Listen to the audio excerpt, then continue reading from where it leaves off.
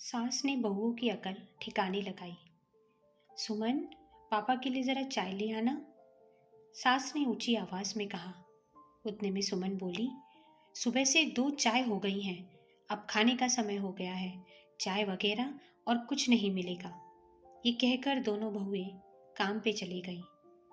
दोपहर का समय था। मिश्रा जी अपनी पत्नी सुनंदा से बोले, बड़ी भूख लगी है, कुछ खाने को मिलेगा? सुनंदा दौड़ी दौड़ी किचन में गई। खाने का डिब्बा देखा तो उसमें एक ही आदमी खा सके उतना ही खाना था। उन्होंने मिश्रा जी को खाना परोस दिया। मिश्रा जी ने कहा, पापड़ हो तो देख लो। उन्होंने पापड़ का डिब्बा खोला तो उसमें पापड़ नहीं थे, शायद खत्म हो गए होंगे। थोड़ी देर में बाहर जाऊंगी तो ले आऊंगी, शाम को खा लेना। मिश्रा जी बोले, आजकल घर में नमकीन, पापड़, अचार इन सब की कमी क्यों रहती है? घर में आखिर चल क्या रहा है? सुमन और अंजू जो उनकी बहुएं हैं से कह दो जरा घर में ध्यान दे। वे बोली, ध्यान तो देती हैं, पर कभी कभी काम और बच्चों के पीछे दौड़ते दौड़ते भूल जाती होंगी। अब से मैं ध्यान रखा करूंगी। तुम भी कम भुलक्कड़ नहीं हो। खाने के साथ कुछ मीठा कहाँ दिया है? वो फिर से किचन में गई और आकर थोड़ा गुड़ थाली में रख दिया और कहा, मीठा कुछ नहीं था, इसीलिए गुड़ ला दिया। मिश्रा जी बोले, गुड़ कौन खाता है? कल के गुलाब जामुन खत्म हो गए हैं क्या? सुनंदा जी बोली, शायद बच्चों ने खा लिए होंगे। शाम को बच्चे आएंगे तो कुछ न कुछ लेते आएंगे, अब गुड़ से ही काम चला लो। मिश्रा जी बोले, अगर कोई परेशानी है तो बता दो। दोनों बेटे कमाते हैं और मेरी पेंशन मैं सारी की सारी घर में लगा देता हूँ, फिर भी इतनी खींचातानी क्यों है भला? सुनंदा जी बोली, आप बेकार में ही सोच रहे हो, ऐसा कुछ भी नहीं है। अब से मैं किचन में ध्यान दिया करूंगी। आप आराम करिए, शाम को घूमने चलना है। वे बोले, जैसी आपकी आज्ञा। अब तुम भी खाना खा लो, बहुत देर हो गई है। मिश्रा जी के जाने के बाद सुनंदा जी ने उनकी थाली में बची थोड़ी सब्जी और एक रोटी खा के अपने कमरे में चली गई और पहलों की यादों में खो गई। सोचने लगे कि अपने बच्चों को, बेटों बहुओं को इतना प्यार देकर भी ऐसा क्या गुनाह किया हमने कि हमारे ही बच्चे हमसे ऐसा बर्ताव कर रहे हैं। आज घर में 2 वक्त की रोटी मिलना मुश्किल हो गया है। जिनके लिए रात दिन मेहनत की, एक एक पैसा जोड़कर इतना सब कुछ इकट्ठा किया, आज वो ही बच्चे हमसे परायों जैसा व्यवहार कर रहे हैं। मिश्रा जी एक ऑफिस में क्लर्क थे और सुनंदा जी एक उत्तम गृहिणी। मेहनत और लगन से और अपनी इच्छाएं, अपना मन मारकर उनके लिए इतना सब कुछ संजो के रखा और आज वे बच्चे सीधे मुंह बात करने के लिए तैयार नहीं है। सुनंदा जी ने कभी अपनी बहुओं को किसी प्रकार की बंदिशें नहीं लगाई। मायके जाती तो बच्चों को सास के पास छोड़ जाती थी। उन्हीं के बल पर सभी देश विदेश घूम कर आए थे। मिश्रा जी के रिटायर होने के बाद और जब सुनंदा जी से घर का काम नहीं होने लगा था, उसके बाद घर का वातावरण धीरे धीरे बदलने लगा।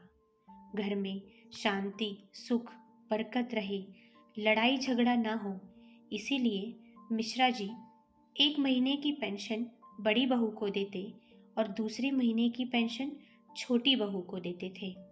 जैसे ही पेंशन लेने का समय पास आता तो घर में हर चीज़ रहती और एक बार पेंशन हाथ में आ गई तो अधिकतर सभी चीज़ों पर ताला लगा देती। 2 लोगों के खाने के नाम पर एक ही का खाना बनाती। मिश्रा जी अगर बाहर से कुछ खाने के लिए ले आते तो दोनों बड़बड़ाती और कहती कि इनकी जीभ पर तो लगाम ही नहीं है। बुढ़ापे में शौक चढ़ा है बाहर के खाने का। अभी कुछ कम ज्यादा हो जाए तो दौड़ो इनके पीछे। सुनंदा जी ये सब कुछ सुनकर भी चुप रहती थी। पहले दिन भर किचन में लगी रहती और बहुएं आराम करती। बच्चों को लेकर शरीर अब साथ नहीं देता। बस अब इसी कारण अब उनसे उनकी बहुएं उखड़ी उखड़ी रहती हैं। बहुएं कहती हैं, सारा काम क्या हम ही करें और आप बस आराम। फिर भी वे ये सोचकर चुप हो जाती हैं कि बुढ़ापे में अगर बीमार पड़े तो कौन करेगा। कभी कभी मन में आता है कि जीवन भर इस घर के लिए क्या कुछ नहीं किया और आज सुख की 2 रोटी भी ठीक से नसीब नहीं। क्या फ़ायदा ऐसे जीने का। जीना है तो सम्मान से। बस ये सोचते सोचते वो सो जाती है। पेंशन के पैसे मिलने वाले हैं तो दोनों बहुएं सास ससुर से बड़े ही प्यार से व्यवहार करने लग गई। उनके आगे आगे करने लगी। उनके खाने पीने का ज़्यादा ध्यान रखने लगी। 3 दिन बाद मिश्रा जी ने पैसे लाकर सुनंदा जी के हाथ में रख दिए और कहा कि ये घर में दे देना। सुनंदा जी ने पैसे रख लिए और मिश्रा जी के चाय लाने किचन में जाने लगी। उनके उठने से पहले ही सुमन चाय और बिस्किट लाकर टेबल पर रख देती है। सुनंदा जी ने कहा, सुमन शाम को आलू के पराठे और कोफ्ते की सब्जी बना लेना और दही भी ले आना। तुम्हारे पापा को बहुत पसंद है। सुमन ने कुछ ना कहते हुए सिर्फ सिर हिलाया और चली गई। पैसे हाथ में आने तक चुप रहने में ही भलाई है, ये सोचकर वो वहां से चली गई। रात में सभी ने पेट भर के खाना खाया। सुनंदा जी जब किचन की तरफ निकली तो सुमन बोली, माँ जी पेंशन का क्या हुआ? घर में सामान भरना था। वे बोली, आ जाएगी 2-3 दिन में, इतनी भी क्या जल्दी है तुम्हें। दूसरे दिन फिर सुमन को सुनंदा जी ने सब्जी पूड़ी और खीर बनाने के लिए कहा। मुंह टेढ़ा करते हुए सुमन वहां से चली गई। ऐसा करते करते 6 दिन बीत गए। रात में सभी खाना खाकर उठ ही रहे थे कि सुमन खींच की बोली, माँ जी पेंशन कब आने वाली है? बिना पैसे घर कैसे चलाऊं? आप ही बताओ। महंगाई कितनी बढ़ गई है।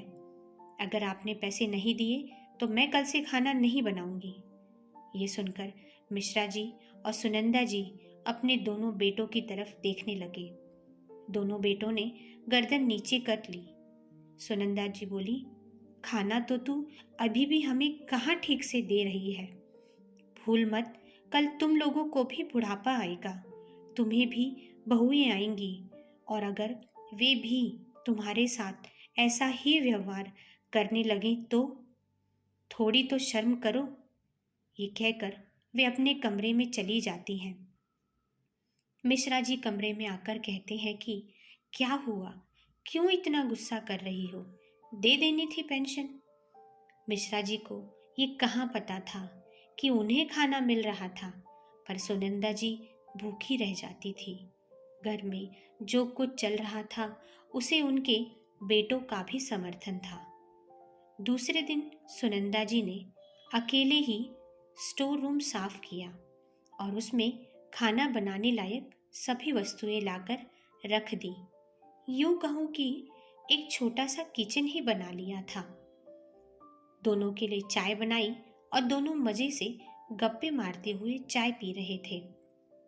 ये देखकर दोनों बहुएं आईं और बोली, आपने किचन अलग क्यों बनाया? एक बार भी नहीं सोचा लोग क्या कहेंगे?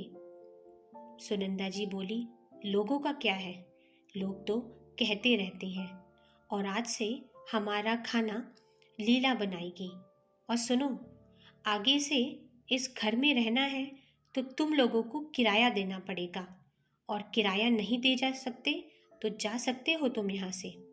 हम कोई और किराएदार देख लेंगे। भूलो मत, ये घर अभी भी पापा के नाम पर ही है। चारों ने सोचा भी नहीं था कि माँ का ऐसा भी रूप हो सकता है, लेकिन अब शायद पश्चाताप करने का भी समय बचा नहीं था। सामने वाले के साथ गलत व्यवहार करके मान सम्मान न देकर पेंशन तो हाथों से चली गई थी, और अब और कुछ कहा तो सर पर छत भी नहीं रहेगी, ये उन्हें अच्छे से पता चल गया था। जो कोई ऐसा व्यवहार करता है या किसी के साथ गलत करता है, उसे सबक तो सिखाना ज़रूरी है, क्योंकि ये जीवन इतना आसान नहीं है जितना लगता है। सभी को अपनी ज़िंदगी प्यार और शांति से जीने का हक है। हम ये क्यों भूल जाते हैं कि माँ अगर माँ दुर्गा का रूप लेकर आशीर्वाद दे सकती है, तो वही माँ काली बनकर विनाश भी कर सकती है। इसीलिए घर के बड़े लोगों का सम्मान करना चाहिए, उनका तिरस्कार नहीं। दोस्तों, कहानी कैसी लगी कमेंट बॉक्स में कमेंट करके ज़रूर बताना, और चैनल को लाइक और सब्सक्राइब ज़रूर करना। धन्यवाद।